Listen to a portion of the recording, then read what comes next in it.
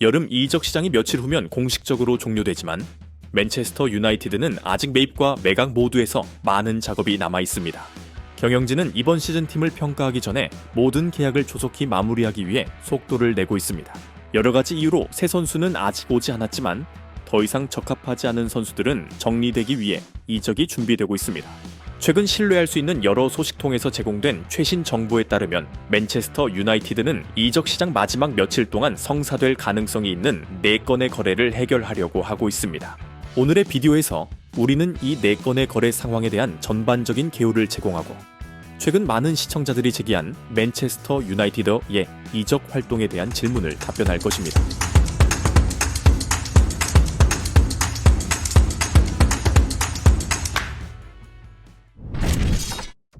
첫 번째, 마누엘 우가르테. 가장 많은 관심을 받고 있는 것은 파리 생제르맹에서 마누엘 우가르테를 영입하는 것입니다. 이적 전문가 파브리조 로만에 따르면 두 클럽은 이 거래에서 매우 가까워졌다고 합니다. 이탈리아 기자로부터 Here we go soon 이라는 말이 나왔고 확정 시점이 얼마 전 언급되었습니다. 믿을 만한 기자 데이비드 온스테인의 정보에 따르면 스콧 맥토미니의 나폴리 이적이 올드 트래포드에서 우루과이 스타와 성공적으로 계약하는 데 중요한 요소라고 합니다. 심지어 내년 의무 매수 조항이 포함된 임대 요청 대신 완전 매수 옵션이 등장할 가능성도 있습니다. 프랑스 신문 에레콩는 모든 것이 끝났으며 거래가 몇 시간 내에 발표될 것이라고 확신했습니다. 몇 시간마다 가까워지고 있지만 추가적인 움직임이 보이지 않아 팬들을 정말 초조하게 하고 있습니다. 모두가 알다시피 중앙 미드필더 포지션은 맨체스터 유나이티드의 가장 큰 고민 중 하나입니다. 맨체스터 유나이티드는 프랑스의 부유한 구단에 직접 금액을 지불할 예정이며 프랑스의 일부 소식통은 이 거래의 총액이 6천만 유로라고 전했습니다. 현재 맨체스터 유나이티드 대표단은 프랑스에 도착했으며 제이슨 윌콕스 기술이사가 맨체스터 시티의 공항에 나타난 모습이 포착되었습니다. 또한 짐 레트클리프 회장의 오른팔인 존 머터프는 파리 생제르맹의 회장 나세르 알켈라이피를 직접 만나 거래를 마무리하기 위해 왕자공원에서의 이전 관계를 활용했습니다. 많은 사람들이 프랭키 더 용의 실패 사례가 재현될까 걱정하고 있지만 마누엘 우가르테의 경우는 전혀 다릅니다. 그 자신은 떠나고 싶어 했고 개인 조건도 완료되었으며 이제 공식적으로 Here we go가 되었습니다. 물론 파리 생제르맹은 올드 트래포드 구단으로부터 최대한 많은 돈을 얻기 위해 일부러 난관을 만들어 왔습니다. 왜냐하면 그들은 맨체스터 유나이티드가 중앙 미드필더를 절실히 필요로 하고 있다는 것을 잘 알고 있기 때문입니다. 카세미로의 체력이 유지되지 않고 스콧 맥토미니는 떠났으며 코비 메이노는 과부하의 징후를 보이고 있습니다. 숫자 2 스콧 맥토미니. 선수 판매 거래 중에서 스코틀랜드 출신의 미드필더 스콧 맥토미니는 현재 맨체스터 유나이티드에 가장 많은 한 기여를 한 인물입니다. 비록 자주 선발로 나오지 않더라도 스코티는 중요한 골을 많이 기록하며 감독을 구하고 클럽을 어려운 순간에서 구해내는 데 기여했습니다. 그러나 계약이 1년밖에 남지 않았다는 상황에서 스콧 맥토미니는 자신의 경력에서 새로운 도전을 찾기로 결심했습니다. 디 애틀레틱 기자 데이비드 온스틴 따르면 카링턴 아카데미에서 성장한 스타의 나폴리 이적 거래는 맨체스터 유나이티드에게 추가 옵션을 포함해 3천만 유로를 가져다 줄 것입니다. 그는 올랭피크 마르세유로 이적한 메이슨 그린우드 이후 꿈의 극장을 떠난 두 번째로 비싼 선수입니다. 이 거래의 마지막 걸림돌은 1996년생 스타의 충성도 보너스입니다. 이 보너스는 계약을 체결할 때 모든 선수들이 받는 것이며 일정한 시간에 따라 지급됩니다. 그가 다른 팀으로 이적하면 클럽은 남은 금액을 지급할 것이며 만약 그가 이적 요청을 제출하면 충성하지 않겠다는 뜻으로 간주됩니다. 이 금액은 분명히 적지 않을 것입니다. 왜냐하면 스콧 맥토미니는 꿈의 극장에서 22년을 보냈기 때문입니다. 스콧 맥토미니는 카링턴 아카데미에서 성장한 후 조제 무리뉴 감독에 의해 발견되었으며 올레 군나르 솔샤르 감독의 지도 아래 중요한 역할을 확립했습니다. 영국 기자에 따르면 스코틀랜드 출신의 이 소년이 나폴리로 이적하는 것은 마누엘 우가르테 거래를 완성하는 데 도움이 될 것입니다.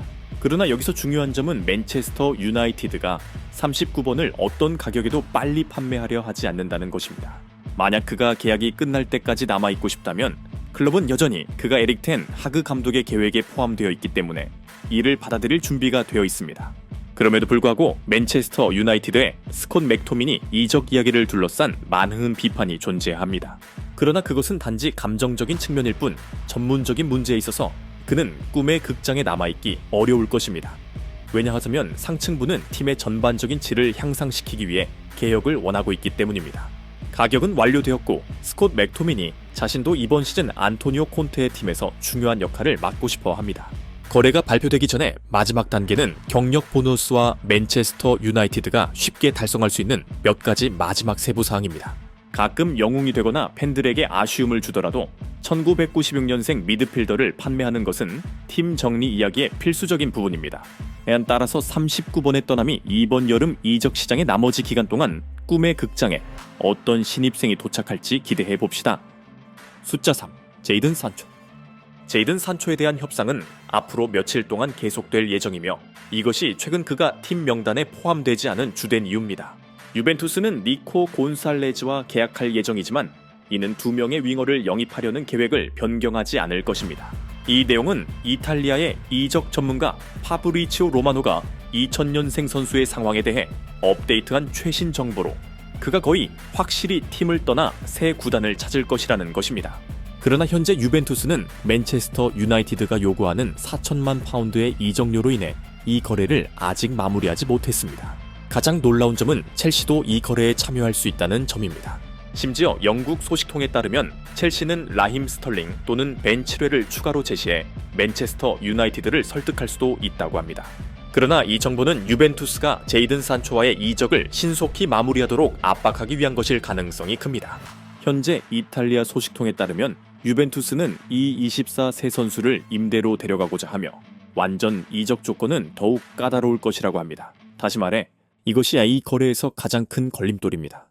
여러 의견에 따르면 올드 트래포드 구단은 첼시를 이용해 유벤투스가 이 거래를 빨리 완료하도록 하려는 의도가 있는 것으로 보입니다. 새로운 감독인 티아고 모타가 이끄는 유벤투스는 제이든 산초에게 특별한 관심을 기울이고 있다고 전해집니다. 맨체스터 이브닝 뉴스의 기자 사무엘 러커스트는 최근 맨체스터에서 토리노로 향하는 전세기가 출발했다고 보도했습니다. 이 시점이 바로 25번 셔츠를 입은 선수의 미래를 결정하는 순간이 될까요? 제이든 산초는 아직 최고의 컨디션을 회복하지 못한 상태에서 부상을 피하기 위해 최근 2경기에서 제외되었습니다. 아마도 맨체스터 유나이티드는 여름 이적 시장이 끝나기 전에 유벤투스가 협상을 진행할 수 있도록 이 영국 윙어의 이적료를 낮출 것입니다. 숫자 4. 한니발 매즈브리. 한니발 매브리 선수는 오늘 벌리에서 메디컬 테스트를 완료하고 임대 후 완전 이적 조건 없이 장기 계약으로 챔피언십 클럽에 합류했습니다.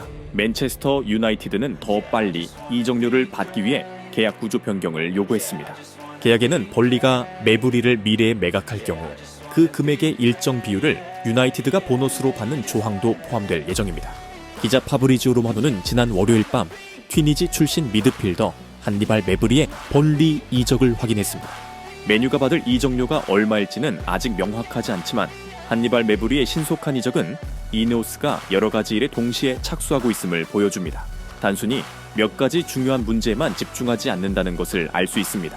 1년 전 브라이튼전에서 아름다운 골을 넣는 등 괜찮은 모습을 보였음에도 불구하고 장기적으로 보면 2003년생 미드필더의 기여는 점점 줄어들었고 그의 이적은 당연한 결과로 받아들여질 수 있습니다. 따라서 우리가 언급한 시머인 오심이 언급한 4가지 이적 거래는 이번 여름 이적 시장이 끝나기 전에 폭탄처럼 터질 준비를 하고 있습니다. 마누엘 우가르테 영입을 기대하고 계실 수도 있고 우루과이 출신 미드필더 이외에도 새로운 경영진이 더 많은 신입 선수 영입을 마무리할 때 깜짝 놀랄 만한 소식을 기다릴 수도 있습니다. 하지만 어떤 상황이든 맨체스터 유나이티드는 여름 이적 시장이 마감되기 전에 이 4가지 움직임을 모두 마무리하려 하고 있습니다. 이는 마누엘 우가르테를 비용 없이 영입하는 것을 도와줄 수 있으며 다른 거래에서 추가 이익을 남길 수도 있습니다. 맨유가 이번 시즌 프리미어리그 세 라운드에서 리버풀과 맞붙기 전에 꿈의 극장에서 앞으로 며칠 동안 어떤 일이 일어날지 지켜봅시다.